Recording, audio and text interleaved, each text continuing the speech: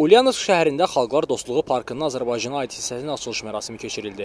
1972-ci ildə əsası qoyulan park SSR-i dağıldıqdan sonra uzun müddət baxımsız vəziyyətdə qalıb. Son illər parkın bərpası məsələsi aktuallaşmış və Ulyanovsk qubernatoru Sergey Morozovun Azərbaycana səfəri zamanı bu məsələ Azərbaycan rəhbərliyi ilə müzakirə edilib.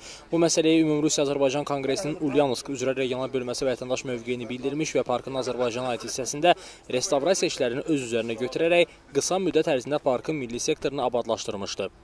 Açılış zamanı Ümumrusiya Azərbaycanlıları Konqresinin Ulyanovsk üzrə regional bölməsinin sədri İslam Hüseynov görülən işlər haqqında qubernatora məruzə edərək söz verdi ki, parkın Azərbaycana aid hissəsi Azərbaycan diaspora təşkilatının daimi nəzarətində olacaq. Qubernator Sergey Morozov Azərbaycan diasporasının yerli hakimiyyətin çağırışına səs verən və gerçək iş görən nümunə diaspora adlandırmışdı. Parkın Azərbaycana aid hissəsindəki monumentdə Azərbaycan milli lideri Heydər Əliyevin Rusiya və Azərbaycan münasibətləri ilə bağlı fikirləri həkk olunub. Nizami Gəncəvinin barelyefi, onun xəmsəsindən bir parça, Nəriman Nərimanovdan Rusiya-Azərbaycan münasibətləri haqqında məşhur sisat və milli rəqqasları əks etdirən nişanə də monumentin mərkəzinə yer alıb.